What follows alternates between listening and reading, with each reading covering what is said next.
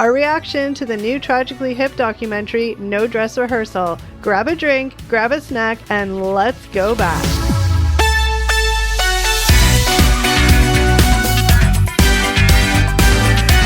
Hi guys, and welcome back to another episode of Gen X Unfiltered, the podcast. What's up, everybody? Hey. Hello, welcome. Thanks for joining us. Welcome, everybody. Hi, Eric. Hi, Steve. How are you? Good. How Hello, you guys? Steve. Hello, Kelly. Hello, How are you both everyone. doing? Yeah. We're still working on our intro, guys. You know, we're just trying to get something that hits. Yeah, any tips or suggestions, let us know in the comments. Or don't. Yeah, just maybe don't.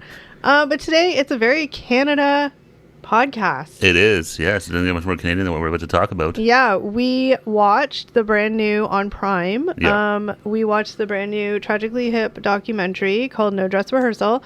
For those of you that don't know, I mean, if you're listening from Canada, there's no way you haven't heard of the Tragically Hip. If you haven't, I'd be be shocked. shocked. Yeah. Yeah. For those of you not in Canada, you may or may not have heard, but that's okay because they're our best little secret. They were definitely Canada's band. Yeah, they're So- like our rock band. No one else can have them. Yeah, So I'm yeah. going to just start by really quickly saying, and then you guys can sort of say the same thing before we kind of dive into the documentary. Okay. But I'm just going to say, I know the Tragically Hip. I've heard their songs. I've heard tons of songs. They're all on the radio here in Canada. Mm-hmm. And I went and watched, not at the concert, but one of the viewing parties of the last concert they did. I knew that he had died. But that's sort of where my knowledge level stopped. I was never not a fan, but never a fan. I just knew of them. But I have to say, after watching the documentary, my opinion has definitely changed. But yeah, what about you guys? What was your question? Well, the question is, I'm just saying, like, you know the Tragically Hip. Are you a fan? Are you not a fan? Oh, Are okay. you, yeah. Yeah. I was always a fan of the Hip. Yeah. Yeah, that was just really weird. You didn't really ask us a question there. I was like, you're talking a lot, but there's no... Oh my gosh. Right off the top, I'm getting harassed. No, but maybe I'm crazy, but I was just like... Okay, I'm not- anyway, it's yes, fine. I absolutely did try to hear. I enjoyed them. I never saw them live, but Yeah. I always enjoy them, still do, and yeah. I just basically wanted to know your background on the Tragically Hip, like what if you're a fan or not. Oh, yeah, totally. I was totally a fan of the Tragically Hip. Like, they were right when I was coming up as a teenager. Like, they were really popular. So I remember, oh, wow, I think it was grade 7. A kid wore a Tragically Hip. I think it was like a Day for Night shirt. Or Yeah. fully completely. It was like the artwork with like the people dancing on it. I'm like, what's Okay, that? yeah. It was like Tragically Hip. They're like the best band. You have to hear them. And then after that, after grade 7, 8, probably, I just got into Tragically Hip. Yeah, So- they're basically the great story, like Eric said. Yeah, basically because they started, they're all through our high school Yeah. career. They were like probably one of the biggest bands in Canada, if not the biggest. Oh, I would yeah. definitely say they were probably the biggest. But so here's my other question, and you have to pick one favorite Tragically Hip song. You got to pick one. You have to, if your life depends on picking one. If I had to pick one, it's going to be Fireworks. Okay, Eric. You caught me in a bad spot. Sorry. No, You're- because there's a song I really like, but I can't remember the name of it off the top of my head. Oh, okay. Well, what is the like? It's not like one of their mainstream popular ones, then, or is No, it? it is. It's got that bass line. It's like doon doon doon doon doon doon doon doon doon. You caught me in a really bad spot. Oh, That's okay. I know this. God damn it. It's going to bug me now because I know the... Yeah, Right now, everybody out there is Yeah, like, it's no, this. I know. I'll go with Ahead by a Century because I can't remember the Okay. other song's name. For my limited, Grace 2. Grace 2, that's Oh. it. The bass line in Grace 2. Thank you very much, Steve. Yeah. Is like I love it. I think it's a great intro to a song. Yeah, it's a Yeah. great song. if I had to pick one just on my limited knowledge of songs, like I would pick Head by a Century too. I feel like it's just like an anthem. Yeah, I picked Grace 2, so I changed But my you answer. at first you picked it. That was my fair backup. enough. Your backup. I was Yeah. going to go with Wheat Kings. That's another great one. Oh, we Yeah. King's Rock really Cajun is a good. great song. There's But a ton of like... it was life or death. You had to pick one. Fireworks for me, just because of... Maybe we'll get into it later, but that Yeah. was definitely my Yeah. favorite one. So, the documentary really just overall, like the documentary, I thought did a really good job of explaining their whole career, like how they whatever. Sorry, go ahead. Yeah, no, I was about to agree with you. I was just waiting for you to... One thing that I will say, I guess, I mean, I'm sure there's lots of stuff that maybe you guys didn't know that you learned in the documentary. Mm-hmm. I didn't know the history, but I didn't realize like they were all since like high school ish. I knew like they went to Queens and stuff like that together. I didn't realize that some of them had been friends since they were like the two guys lived across the street when they were like 1.5 and like 3 years old. Yeah. Or something like They that. Like- played when they were like little kids together. Yeah. So like their history goes way back, which So- is actually really, really cool. Really quickly, I guess, for anybody who doesn't know the Tragically Hip, and I'll just give a really quick little do of sort of the years that they were, whatever, their formation, early years, they formed in 1984 in Kingston, Ontario. Kingston, Ontario, on the shores of Lake Ontario. Where it all began. There ain't much there except for the Tragically Hip and Kingston Penitentiary. It's pretty much the stopping point between And if you're university. driving from Toronto to Montreal. Yeah. That's always sort of your stopping point is Kingston. Yeah. A lot of history there. Oh, of course. Oh, I'm yeah, just yeah. teasing. I mean, it's super historical, and Home it's of like Dan Aykroyd. Yeah. Kirk Is it? Muller from the Montreal Canadiens. Dan Aykroyd's from there. Did you pay attention to this documentary at all? I did. I know he was in it, but I didn't know he was born there.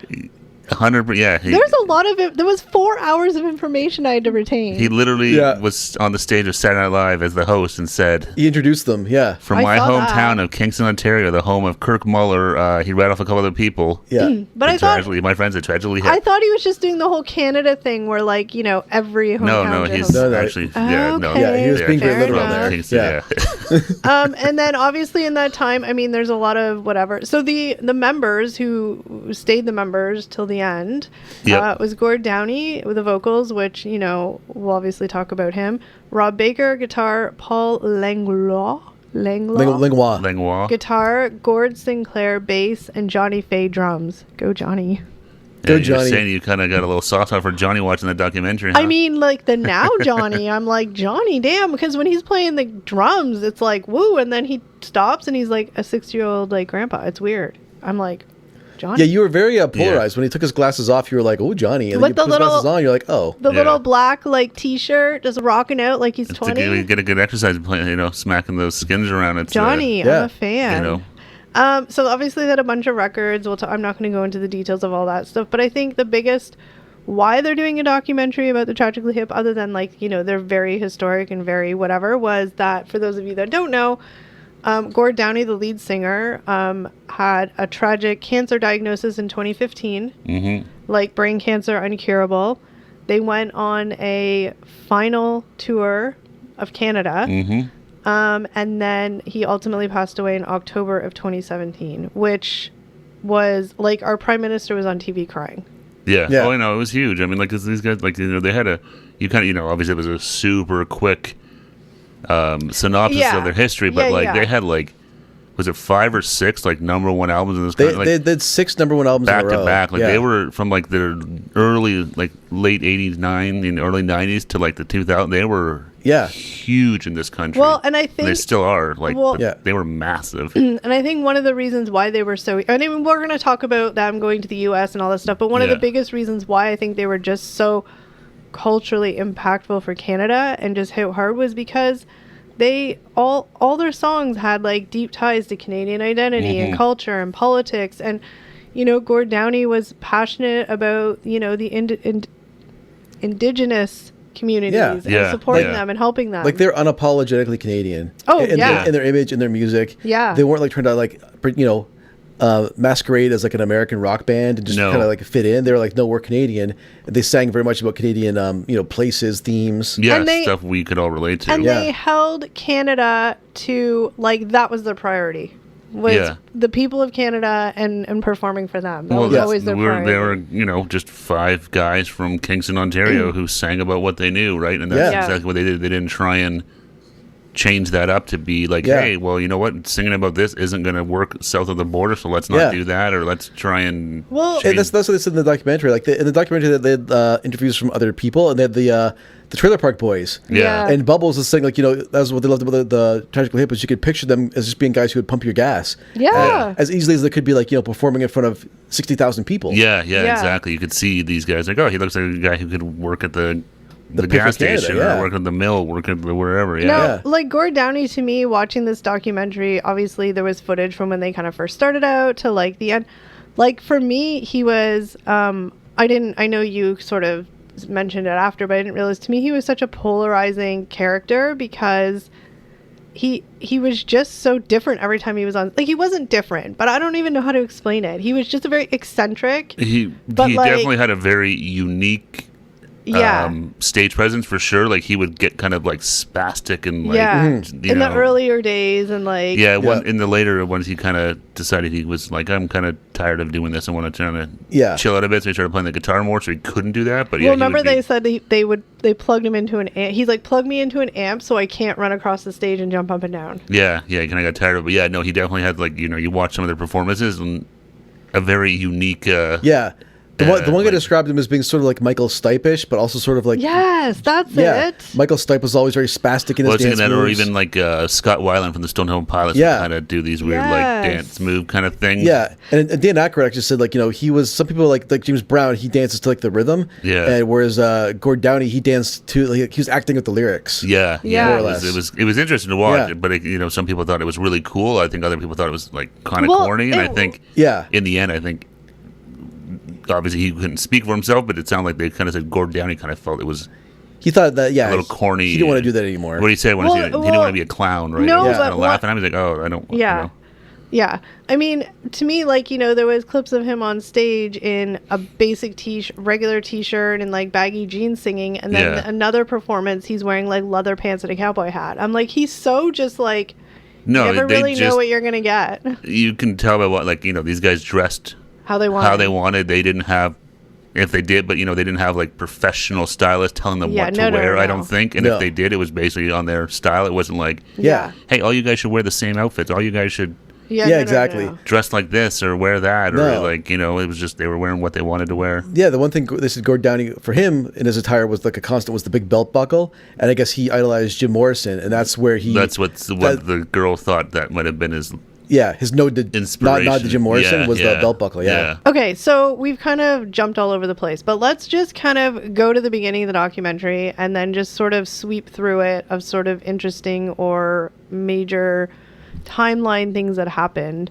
Like we said, it was kind of university, late high school where they kind of formed and met, and there were a few of them were a part of different bands, and you know how the story goes. It's pretty crazy how much footage they had of like those times, like the early days, and they have a ton of footage in there of like they even had like a audio tape of like their first like concert. They were playing Let's Shake by Teenage Head and stuff like that. You have to remember, like, a lot of bands and stuff would record their performances. But they were like 12 years old, which is crazy. That's what I'm saying. Like, they were young. Like, they were playing like their middle school like concert and stuff like that. So it's cool that they have that. Okay, so I remember in the early part of the documentary when they were talking, because what was their name before the Tragically Hip? I can't remember. Oh, there was two separate bands, the Slinks and like Robbie and the Rodents or something like that. So they were doing they basically just started doing like small little shows like bars and like all that kind of thing. Like I think he said they did like every bar in the general area, like, Well, they were like they were just playing all covers and stuff like that. And they had that other guy in the band, the sax player, and his name is on that sheet. It's right there. No, it's right here. Okay. But, Steve's looking for that. But one of the interesting things is like they were doing a poster for a show. Remember that? And they had their name. And at the very last second, they're like, no, we're the Tragically Hip now. Yeah, they just changed the last second. Do you remember why they said they named Tragically Hip? I forget. It was because... There was a reason. There was a show that one of the former Monkees had on TV. Oh, okay. Yeah. What was his name? Michael Naismith? Do you have it there on your note? No, it's on those. But that's exactly what it was. It was the Michael Naismith had that show, the Elephant something or other. It was like a variety show or something. And the one of the sketches, the guy he referred to somebody Elephant Parts. Yeah, Elephant Parts. Thank you. And he referred to someone as being tragically hip. And it was something that stuck with Gord, and then was like, and then they were going on their first show, and they're like, oh, let's just change the name. Yeah, they showed the flyer and they changed it. They had a weird, I can't remember the name. It was something in the Rodents. No, it wasn't. It was something about like the Squeaky Mattress Symphony or something like that. It was something really dumb. So they gained attention by playing small clubs and bars around Ontario, which we already said. Their breakthrough with Up to Here in 1989 to 1991, there's released in 1987. The released self-entitled EP, The Tragically Hip, that had Blow at High Dough and New Orleans Sinking. Oh, I didn't know those songs were so old. Yeah, that was. They came up in the late '80s when they first started. But I didn't realize like those popular songs were that like early. Yeah. So they say their sound is known for their unique blend of rock and Downey's poetic lyrics. The lyrics are definitely like they all said at one point they're like, he's not a songwriter, he's a poet. Oh yeah, like his lyrics and stuff. Because sometimes you're like, what does that mean? Well, you listen to their songs and like there's a lot of different layers of meaning and stuff in there, and they don't always necessarily sort of tie together. Like it's not always. Some of them are a story, but the way he tells it and stuff like that, it's really he has a very unique. So they style. were obviously becoming Canadian successes. But they always struggled for similar recognition in the U.S. Then their peak of popularity is 1992 to 1997. Yeah, that was peak hip. Yeah. 1992 was Fully Completely, one of their most successful albums with Courage and Wheat Kings. Great songs. 1994, Day for Night was a darker, more experimental phase, but it had Grace too, which is very popular. My favorite song. Isn't that a sad song? I remember them talking about it. Yeah, but it's very emotional, especially that was the last song they sang, wasn't it? At that their was concert? About that young boy that died, wasn't it? Or was that a different song? No, that was a different song. There's so much sadness. That was Fiddler's Green. Fiddler's Green. But his nephew that passed away was like 3 from congenital heart defect, and sad. And the bass player's brother passed away from the same thing when he was like 15 at like a high school dance. Yeah. Oh my God. We should crazy. Should also really note that this documentary was directed and produced by Gord Downey's brother. That's what I was going to say, Mike Downey, right? Which I feel like made it that much more intimate and emotional.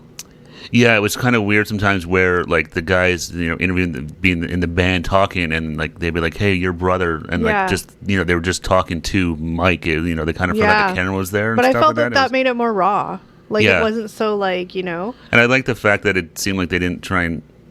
It wasn't a whole like everything was shiny happy. These guys were like the best friends forever, and like they actually told the story. Well, we'll get to that. But so he did a really good job with it. Yeah. So then, Trouble at the Hen House, 1996, featured the popular single "Ahead by a Century," which again I thought that song was older. No, that was from like. That's like mid, towards the end, of their popular run. So they were doing lots of live performances. This is where they were doing like, isn't this where they did like Maple Leaf Gardens and stuff in this like era? Yeah, I imagine so. Yeah. They did a lot of festivals too. Yeah, so it was they were known for their legendary live shows and Downey's magnetic stage presence, which you have to say, you're just like, whoa, like he really got like lost in the performance of it all. That's a perfect way to put it, though. Is like it's almost like he's obviously performing for the people, but like. He was just lost in the art of doing it. No, 100%. They made some comments. You'd see like his eyes would be closed, and he'd just be singing, rolling in the back of his head, going whatever, and like just he was in his own kind of world there. Yeah. And was it him that made the comment, or one of the other guys? Because they did have interview bits from him, obviously years past. Yeah. But was it him that said that? Somebody was like, "Oh, you should be like you are on stage in real life," or something like that. He's He's kind of like, should I be more like I am? On stage, off stage, or should I be more like I am off stage, on stage? Like, which is the, because... Yeah, off stage, he wasn't like wild. No, he wasn't like some wild, crazy. He seemed like a fairly even-keeled, reserved guy. And then he'd be on stage, flailing and jumping and doing all sorts of stuff. And it's like, well, should I be more like that in my personal life, or should I tone it down on stage? Yeah. But I get it, though. You're the music, you got all these people cheering and yelling and all this stuff. Like, just imagine the feeling to be going through. Just deep down for him, it was just about the art. Like I obviously wanted to make the fans happy, like they said, and I think this is like any artist. It's like, you go out there and you are doing it for the people that are spending their hard-earned money to watch you. You're going to show up and you're going to perform. Yeah, when they said they would, they learned quickly when they were starting out, like how to play for a room full of people or an empty room, and how to bring that same energy regardless either show, because when you're trying to cut your teeth out there. Yeah, you can't really, you can't really afford to have a bad show, right? So you got to just, whether there's one person or 100,000 people, you got to also feel like that keeps you humble too, because you should play with the same energy if one person's in the crowd versus ideally, but it's not easy. Of course not, because you feed off energy, right? Yeah, no, exactly. And imagine you've just especially when you're starting out, you're driving in some like shitty van with 5 people. You drive hours and you show up, and you're already probably tired. You're probably not making a ton of money, and there's nobody fucking there. You're like. Another point wind out of your sails. That just reminded me of when you said that. What else I thought was actually kind of cool and unique was like, again, these are like small town boys who are friends since they were teenagers, in some cases earlier. But what I thought was really cool is when they were talking about those early days and their first day, all of their parents were like the most supportive ever. Their 17-year-old kids are coming to them being like, "Hey, I want to go like cross country and be a rock star." The drummer was Johnny Faye. Faye. His mom bought the van. Yeah. And she also got him into the school in the States, the music school. Berkeley, Berkeley. Yeah. Without even any drums, she got him down. She drove him down there, convinced the instructor to listen to her son. Yeah. He played, and it was like, okay. The instructor was like, okay, get your drums. You're in. Yeah. They didn't have any drums. Yeah. So she went across the road to that like small shop, pawn shop, and bought him a small set of drums. But like, how Canadian is that? Oh, I know. Like, they definitely had it. And that's the thing. I think they kind of said it too. Like, having that support from the get go really helped them because it's like any. Yeah. I'm sure like anybody will tell you like anything, starting anything new. Well, let's be real. If you had an 18-year-old son who was going to drop out of school to become a rock star, you'd be like, it's really? Like anything, you'd be like, at least hey, give it a couple of years, see what happens, and then have that backup plan ready to go. And I think that it was just right from the beginning. They had the support to Yeah, exactly. And like you said, when they wanted to start touring, their mom helped them get that van and stuff like that, so they could actually get outside of because Kingston, Canada is a huge country for people who don't know our geography. Yeah, Kingston is sort of in the middle of maybe not quite, but it's right in the middle between Toronto and Montreal, and it's nothing really around there. So if you want to, it's 2.5 hours, 3 hours to Toronto. It's another 2.5 hours to Montreal. Yeah. Well, here's 2 hours to Ottawa. So like nothing's close up there. And that's what they said, right? Like we'll talk about the U.S. part too, but they're like, in Canada, to go on a cross-country road trip playing in bars, you could drive for 12 hours before you hit the next bar. In the States, like boom, boom, boom, you boom, can boom, do boom, like boom, they said, like you could go on the road for like 3 weeks, and every 5 hours hit another spot where you're going to play for the night. Whereas in Canada, once you get out of like Southern Ontario, you could literally be driving for like 12 hours or more to get to one place, and that's for, within the same province still. Like you haven't even got to another province yet. So Canada is huge, folks. Yeah, it's massive. Yeah, it's big, and so that's exactly what they said. It's it's just physically a lot of work just to tour, not even just the band part, but like the transportation part of it. Yeah, so like you were saying, Steve, Canada's huge. It's hard it's not as easy to tour Canada by a van. It's a lot of work. It's a lot of work, but that kind of one of the biggest criticisms I guess they would get in the press was, oh, you guys haven't made it, and why can't you hack it in the US? Why can't you hack it in the US? Yeah. And I'm not gonna lie, that was kind of a question I asked you guys. I was like, wait, they weren't really popular in the States, and you guys are like, no, and I was like, oh, I wonder if they'll sort of talk about it. Oh yeah, there was a. And I do have to say, this was probably like almost like where I was like, wow, like I wish I had paid attention to who these guys were more, because so They did tour in the U.S. Oh yeah, and they were fine. They had shows. They said that they're like, people who are criticizing us for not making it in the States have never been to our shows in the States. Obviously, yeah, exactly. They played small venues, like they weren't playing stadiums. No, they weren't doing arena tours down there. But they said every big theater, every big location, any band would ever want to play, they played. Just not. They didn't do stadium tours. Yeah, exactly. And then their album sales didn't take off in the States either. Yeah, but they were okay with that. They're like. I think that's the major conclusion, right? It's like, what, we have our fan base in Canada, our measure of success isn't necessarily making it big in the States. Well, no, but I think their point too was that we did make it in the States. To them, they made it. They did. Yeah. They're like, we did do fine in the States. The people who are saying we didn't, don't know. Yeah, don't know our band. Exactly. And then they did say their priority is Canada. They're like, these are our people. We are Canadian. This is where we want to put our energy into. Well, not even that. We want to sing about what we want to sing about. We want to talk about what we want to talk about, and if that resonates with the Canada and not so much the U.S. or Europe. And whatever, we're just going to do what we want to do. They were more successful in Europe than they were in the US. I was kind of curious because obviously in the documentary they sort of talked. Obviously in Canada they were really massive, big. Yeah. In the States, not which makes sense too. I mean, they were a Canadian band, so they're not going to have that. No. They were, us. They were for us. Yeah. Well, they were, and we keep saying it, but if you've never listened to the songs and the people that have, the stuff they're talking about in their songs isn't really going to resonate with anybody who doesn't know what they're talking about. Well, the one point they brought up, the song 50 Mission Cap, it's all about an NHL player, Bill Barocco, who died in the 60s, or no, the 50s, I guess, in a plane. He won the Stanley Cup with the Maple Leafs, died on a fishing trip and they never found he disappeared for 12 years. Mm-hmm.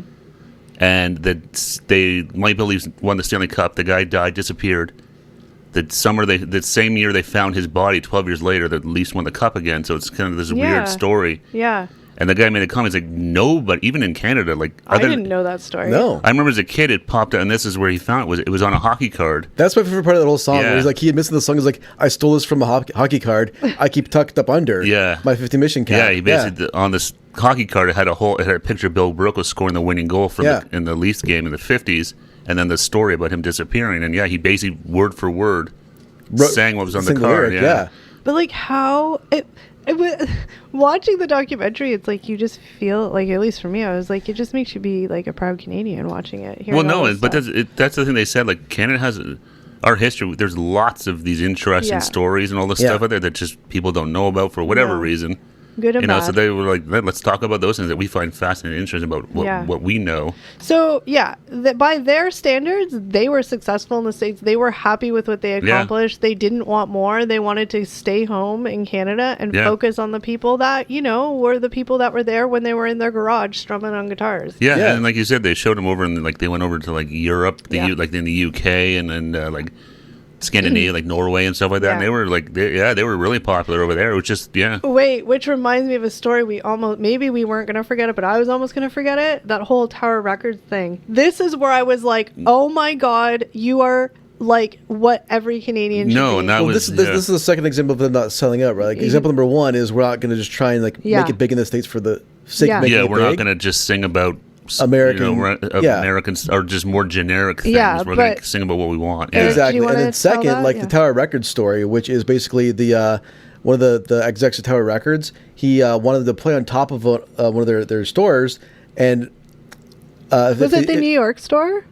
No, I think they were going to open one in Toronto. Toronto, Which I don't remember there ever being a Tower Records, to be honest. But part of the deal was if they played the concert on top of the store, they were going to make sure that their new album was going to be front and center in all the Tower Records. Yeah. Yes. Across the world, not just in Canada, but exactly. So, which is going to ideally take their record sales way through the roof. Yeah, we're going to put you in the faces of Tower Records customers across the continent, the globe. And their response was, "We really shop more at Sam and the Record Man." We're Sam the Record Man, which is a very Canadian record store. Yeah, they're basically we don't shop at Tower Records. Yeah, so, we're not going to do this concert just to get our album placed better in Tower Records. Yeah, exactly. We don't shop there. It's an American company. Come to Canada. We don't think they should be here. And they wanted to support a Canadian record store. Yeah. Which is actually really funny because that Sam the Record Man kind of bit them in the ass after. Yeah. Remember because they had that magazine they put out? Yeah. And it was like a shit article about them. Yeah. Basically talking about why they are not successful in the States. What's wrong with them because they're not as big in the States as they are in Canada.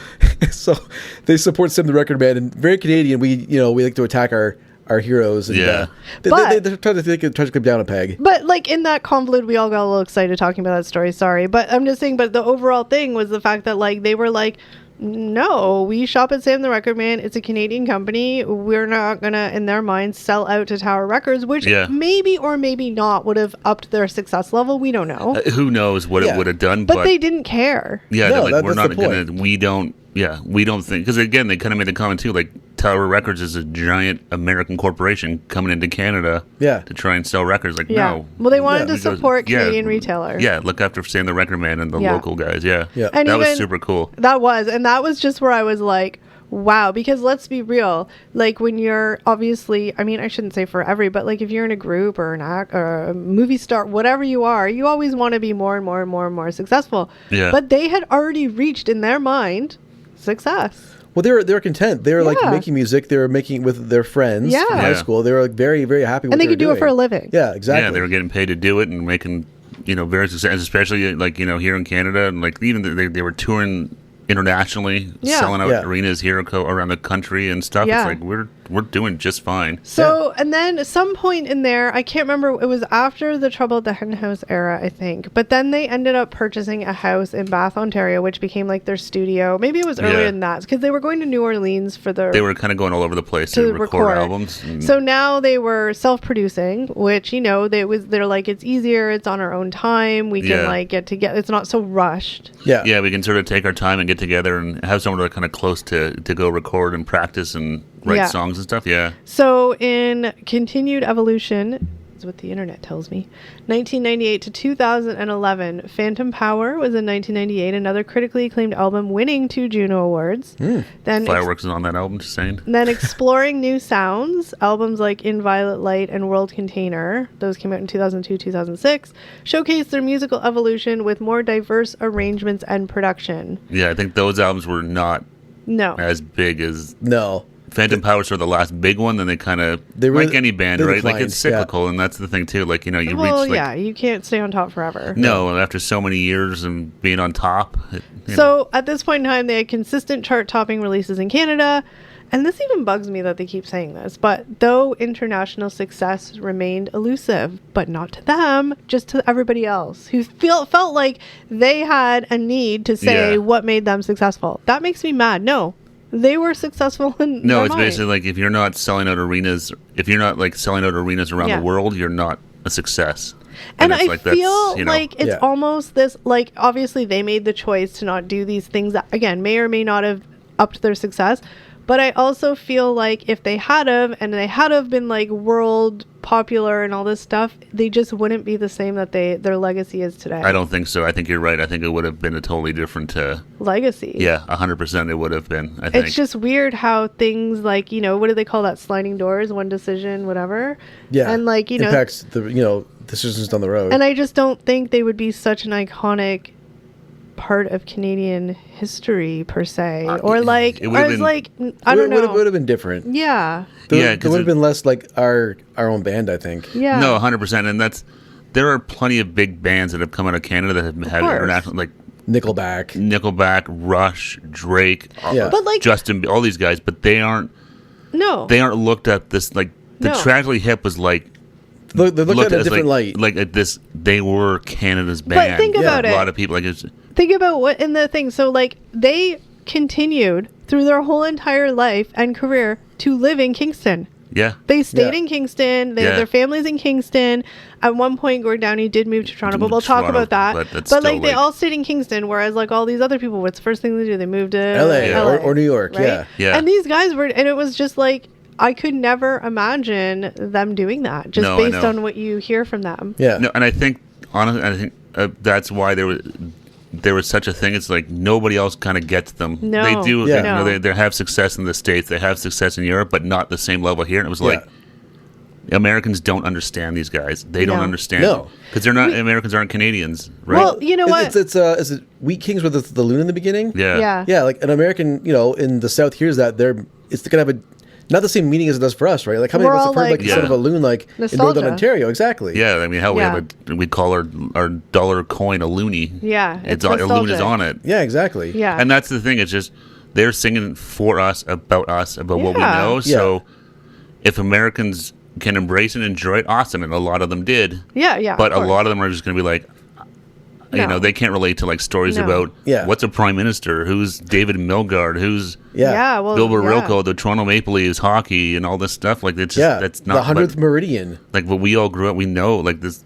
This is our life. This is how we grew up with these same experiences and these same topics and stuff like that. So that I'm pretty sure if you're in Canada and you've ever had a campfire, at one point in time, a Tragically Hip song has been playing on the radio or the phone. Probably Wheat Kings. That's a solid one. I mean, even I know that song. Like I said, I was not, but I know a lot of these songs. Well, I mean, the Tragically Hip, they're like the unofficial soundtrack of like cottage country. Oh yeah, like it is them all the time out there. Like, well, hell, they have a song called Bob Cajun. Which. Anybody doesn't know, Bob Cajun is like a location here up in Ontario, like cottage country. Yeah. Okay. This is the part where we kind of get into the it's very sad. Like we all know the story and we all were around when it happened, and but watching that documentary, I was like, I could tell you guys were trying. Oh yeah, it was hard to watch. It was really sad. It was emotional. Yeah. I think because honestly, like this, the biggest testimony to who Gord Downey was, his bandmates and all them talking about him. You could feel the love, and you could feel the admiration. You could feel that and so it just made you be like, oh my gosh. Oh yeah, you can tell they were still. Okay. But they're still processing everything still. They weren't over it at all. Before the sort of diagnosis and stuff, they hit a rough spot.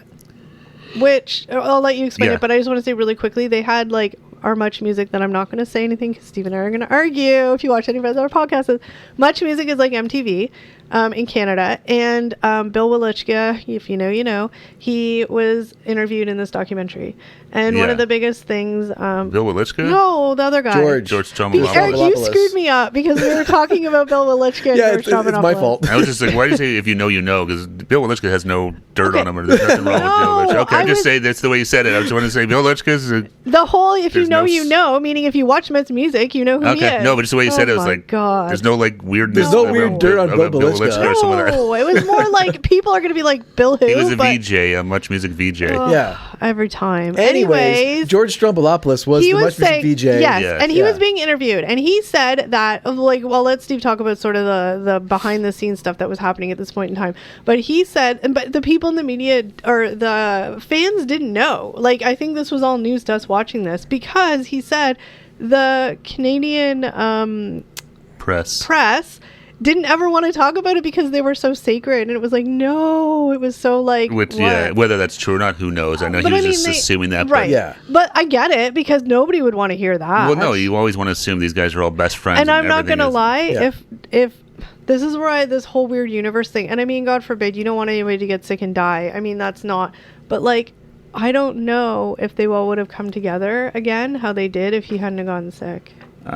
It sure didn't seem like that. You know what I mean? It seemed very much like a band apart. And how like epic for somebody like Gord Downie, who is so poetic, so spiritual, so everything, to be, you know, he unfortunately, but like to be the...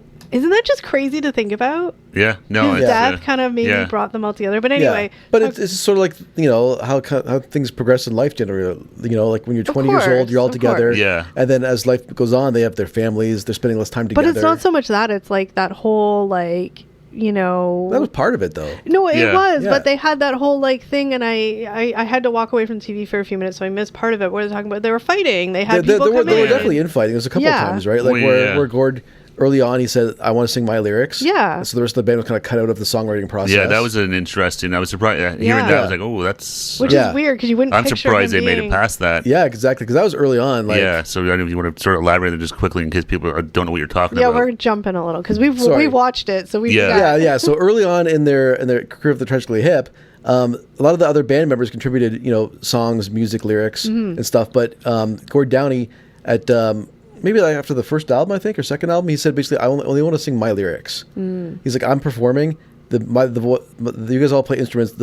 My voice is my instrument. Yeah. So I just want to sing my own lyrics. And so there's a bit of a bone of contention with some of the other bandmates. I can see that. Like, but into Gord's he did say though, he's like, I don't want all the credit though either for the song. So he exactly split it even the publishing rights. Yeah, because that's what I thought at first. I'm like, maybe someone's got in his ear being like, hey, you're gonna make all your money off of the lyrics and stuff, you know, the songwriting credits and that. But he's like, no. We all write these, so all songs are written, you know, we all split the publishing rights. I just want to write them all. In a way, though, like, and I get how it could be, like, contentious, but in a way, though, I couldn't see it any other way because he was so passionate and the lyrics and the poetry meant so much to me.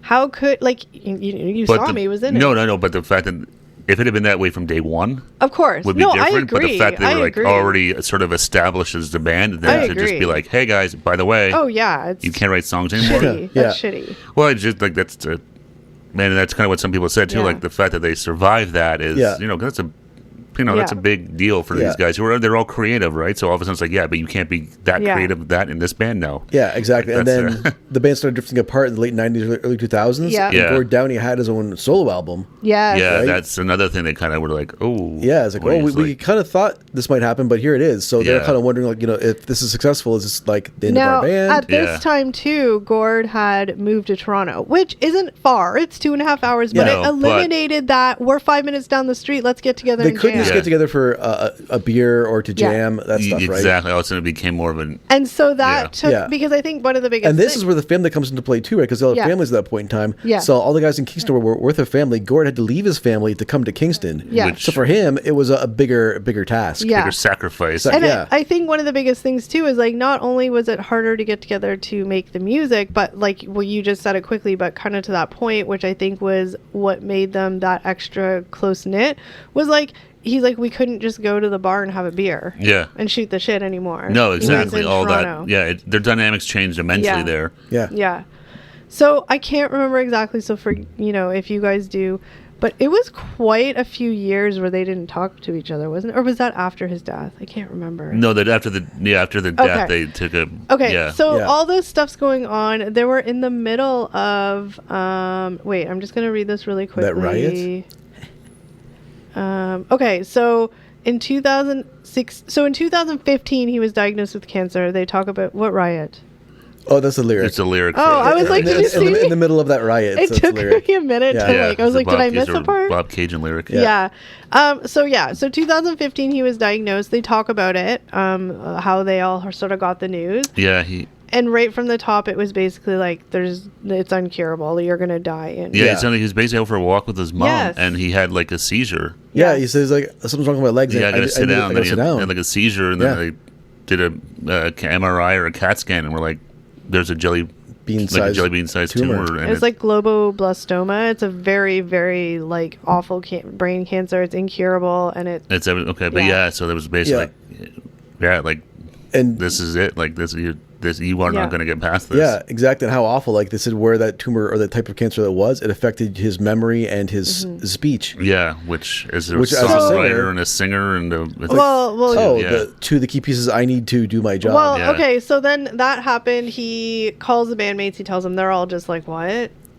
Yeah, devastated. Like, how do you even? Well, he's like, how do you even process that? Yeah. Well, that's the thing, because at that point, like we said, they were on sort of rocky terms, and whatnot. Like they're still putting out music, but there was a little more contentious process, and then this happens, and just kind of. And during this time, they were working on an album. So in 2016, so he got the diagnosis in 2015, and then 2016, it was revealed to everybody through their website, and it was just like, whoa. Yeah, I remember hearing that, because then they had a press conference with his doctors and not with the band, but the doctors. And I think it was like their agents or managers or some of that. Let's be real. I mean, these people are telling the world that like he is going to die. It's not, we're going to treat him and he may get back. No, he is going to die. We just don't know how long before he dies. It was like, he is very, this is not recoverable, not curable. So what does Gord Downey do?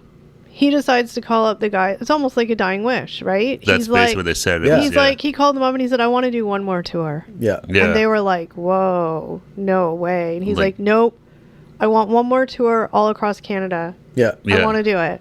So they were doing rehearsals. It was so freaking sad. They were recording one of their first rehearsals for it. Yeah. And like Eric said, it was the memory, and his speech was okay then, but it was the memory and that kind of stuff. Yeah. And, they go up, they start playing the guitars, like it's the rehearsal. And he stands up to the mic, and the one guy, I can't remember which one, said he looked over at me and he couldn't remember the words. He was just like, I don't know. Yeah. He didn't know the words to his own songs. Yeah. And so they came up with this crazy system I remember hearing about, but they talked about it where it was like all the lyrics were written on a teleprompter, but they had up and down arrows for high notes, low notes. It was all color coded. So his brain was like... Remember the color coding? Yeah, it was based on his pen he would use. Yeah. He always had one of those pens that had like, those little plastic pens that would have like 4 different colors in it. Yeah.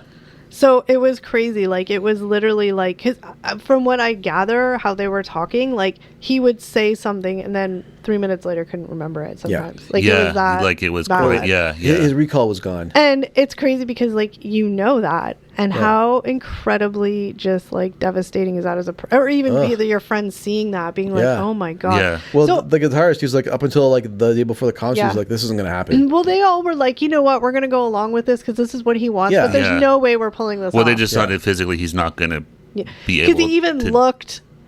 The saddest thing to me was in that clip is, like, his face. There was just nothing there.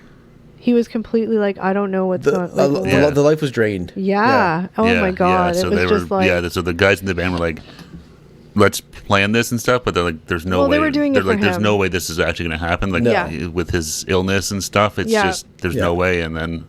Yeah, so prove them all wrong. They did their very first show, and the one guy said right up until went on stage, he's like, "There's no way this is happening." The guitarist, yeah, no way this is happening.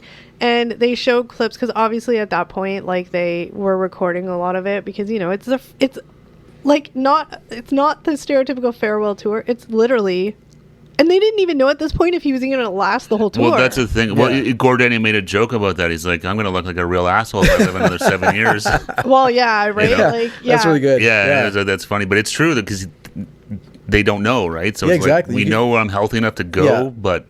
to do this tour, but the thing with, how long do I have? He doesn't know. Yeah. The progression, if you think about it, is actually very fast. Because, I mean, obviously with a brain tumor, it's a lot of, like, the memory, but then anyway, we'll talk about that. But, yeah, so they went out, they did their first show, they were all just like, well, because nobody really, I don't even think he knew if he could do it, to be honest. Well, I think, it was one of these, like, hey, let's give it the old college try. Let's go out there and they did it. And they did it, yeah. And they were all just like, what the hell? Yeah, because they said he got stronger as the shows went on. That's what they said, that they did more shows. He started to get back to more of his old self, like, I guess memory and stuff. And that's probably, the muscle memory starts to just come back. And, Well, and so they started out in Vancouver, right? And then they came all the way back.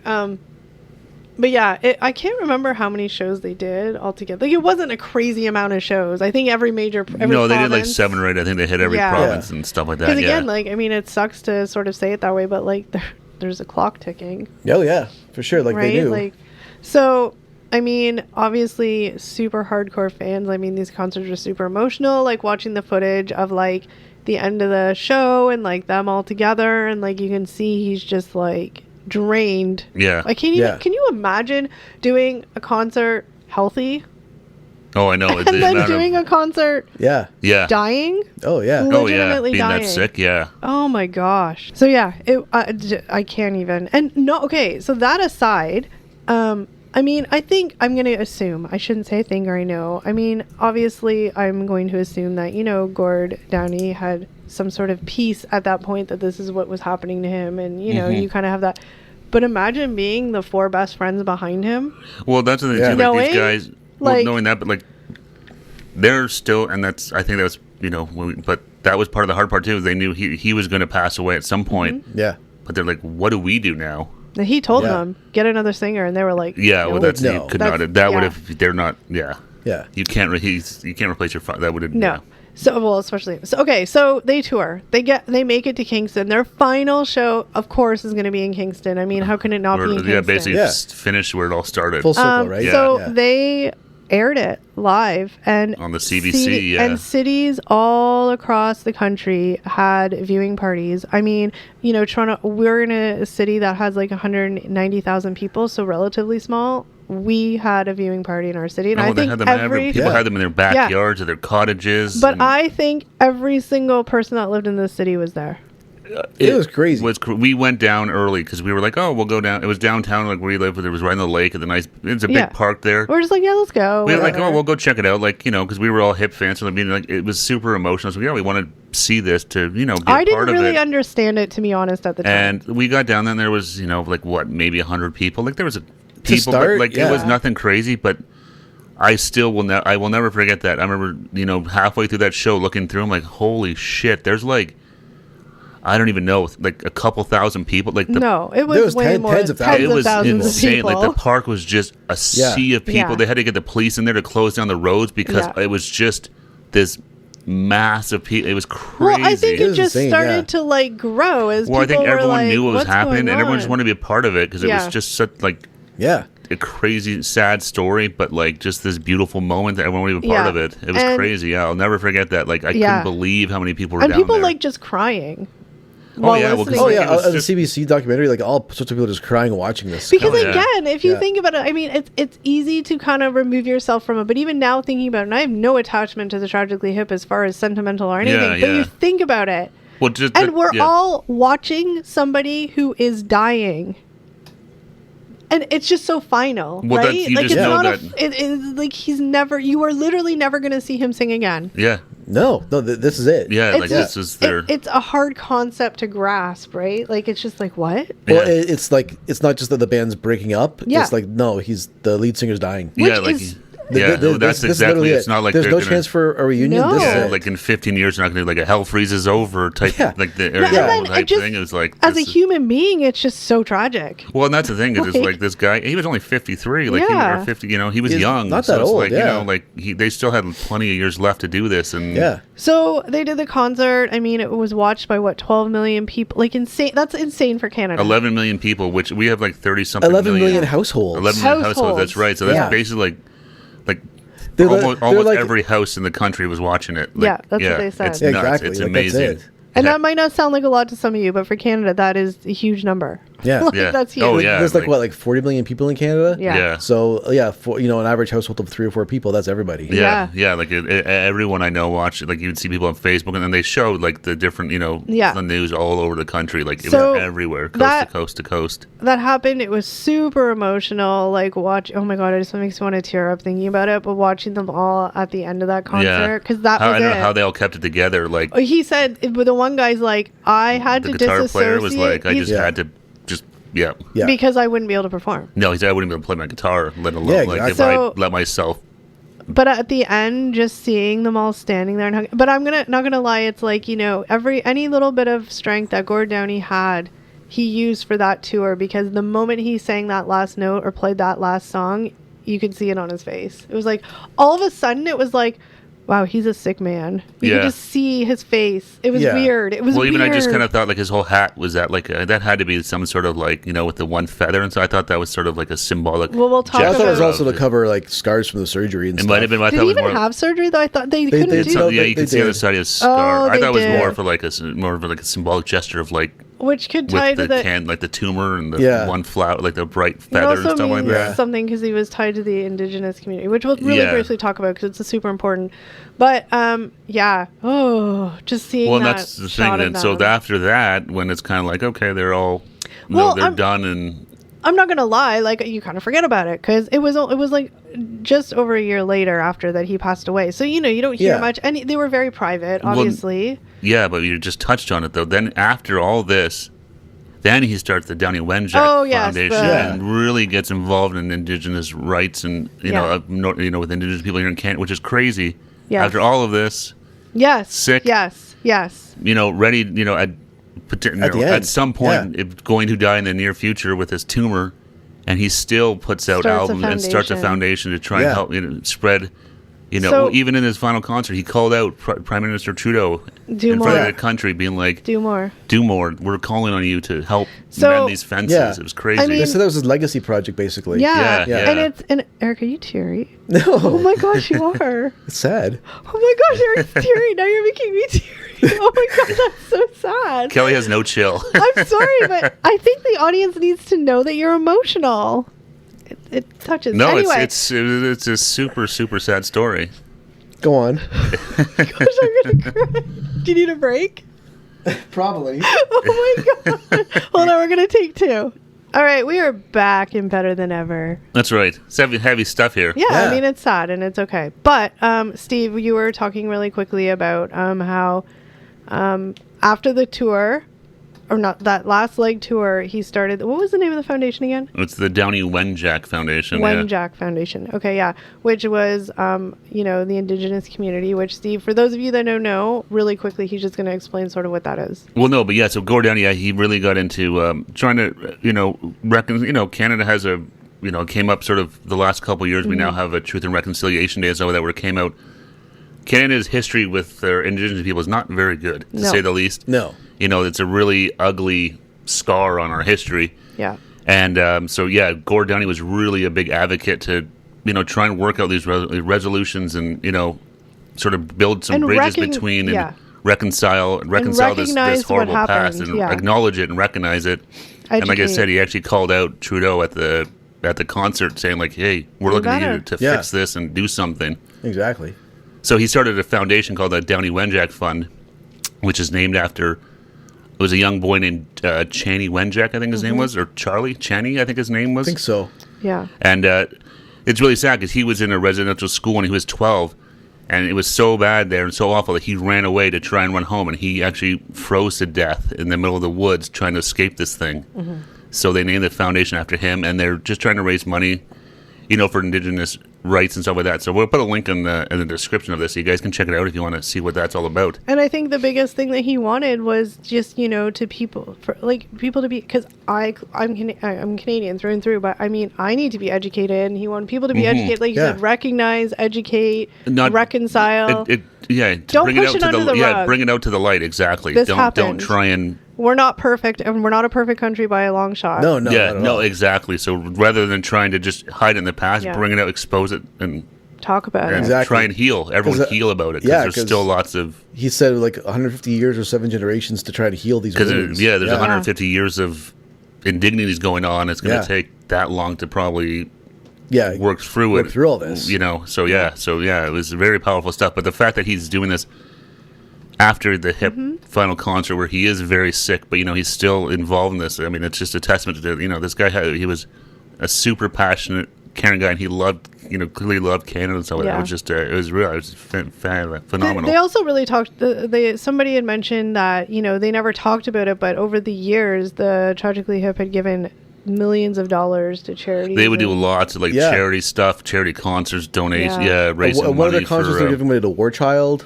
Like there's lots of charitable stuff, and whether it was internationally, nationally, locally, everywhere. They were big on that stuff, which is it's nice to hear. So he's doing all that stuff. They showed some clips. They said that, so that was the summer, like August when their last concert was. So during, you know, the fall, the winter, he was kind of like, you know, doing his thing. But then I think at the beginning of that summer of 2017, they kind of were like, that's when the sort of drastic decline happened, where they had a few clips of like home videos of him. And I mean, he clearly was very sick. He was lost a lot of weight. His speech, he couldn't talk very well. All I could say was like, I love you to people most of the time. Like, I remember, and it was slurry. Yeah, you could tell he was definitely like, near the end. Yeah. And that's the horrific part about brain cancer, right, is like all those things. Well, it steals all your dignity, and it steals who you are. Yeah, exactly. So they showed a few clips of that, which was just like, oh,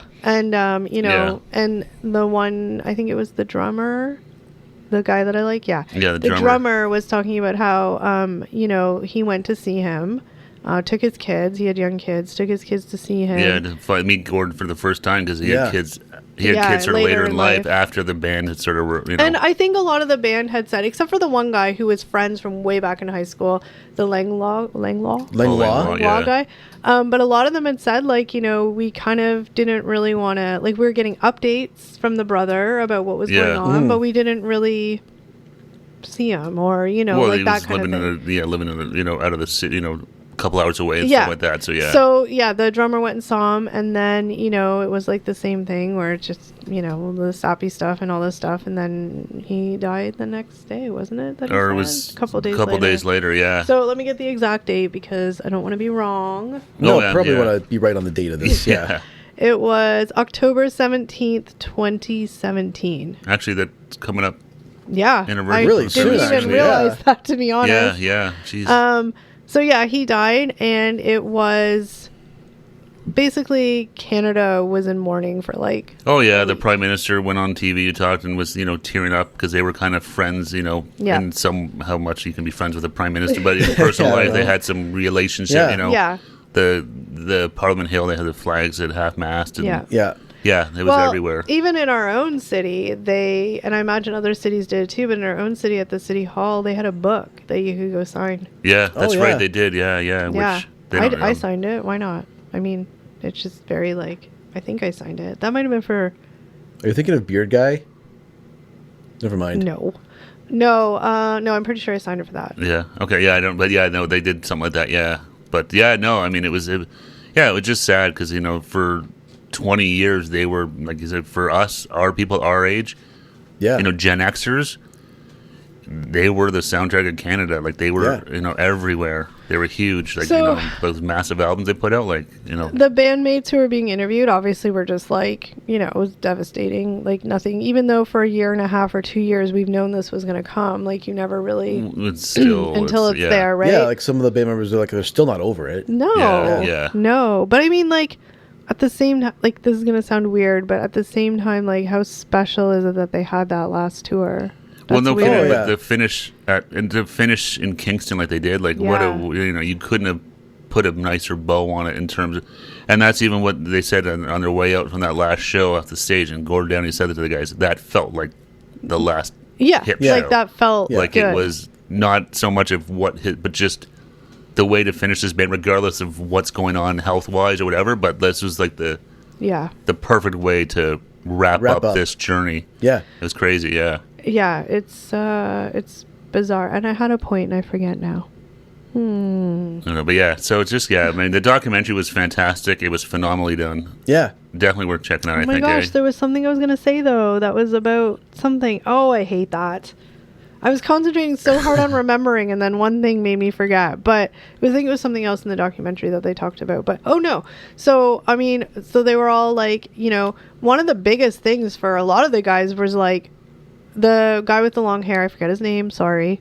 Rob? He sounds like Gene Simmons. Holy crap. Oh, he did, yeah. Oh, my gosh. But anyway, so they were all just like, what do we do? And he basically was like, I went on a downward spiral and was just drunk. He was just drinking, yeah. I was drunk. Because that's how he coped, he said. Well, and he's like, but who am I other than the guy?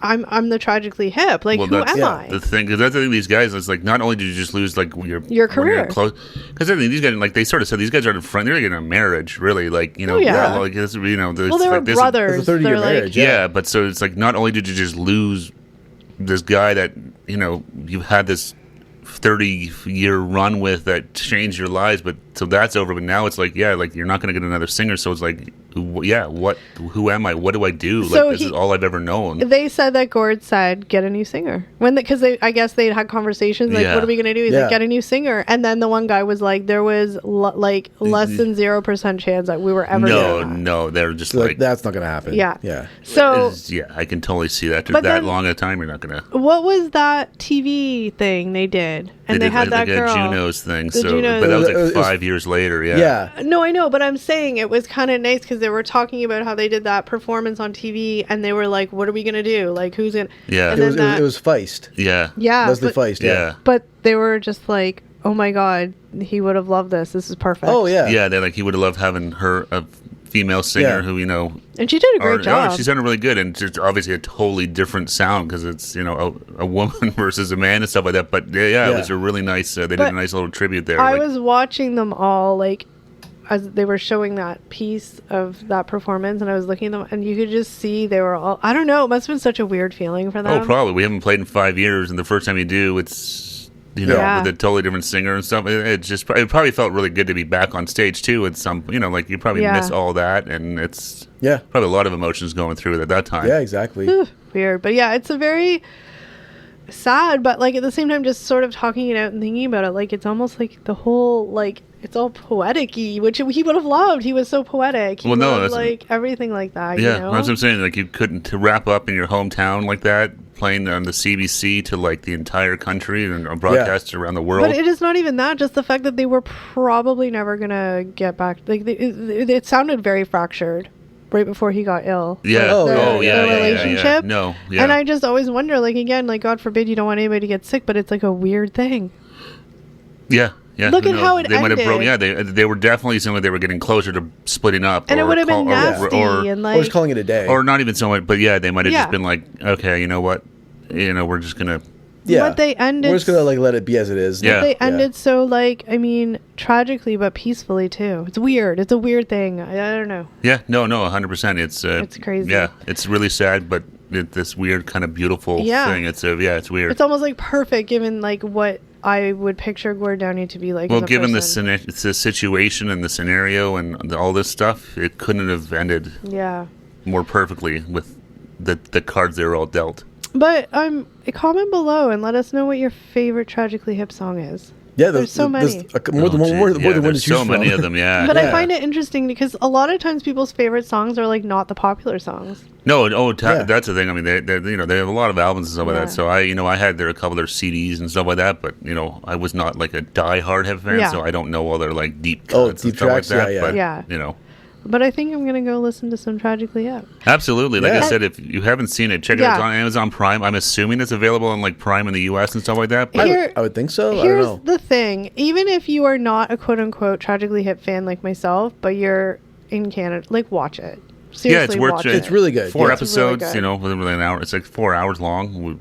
It's 4 1-hour episodes. And I mean, I was really, like, really well done. I was glued to the TV. I was like, whoa, and like Well, because they have it's good because they have a lot of concert footage, old footage, interviews, and stuff like that. So they have a lot of new, old, and they did a really good job with it. Lots of cameos from Canadian celebrities and stuff like that, talking about their experiences or memories of the band too. Jim Baruchel, Dan Aykroyd. Who looked like he just rolled out of bed in his underwear. I don't know what that was. I don't know. He's a Habs fan, so comes to slack.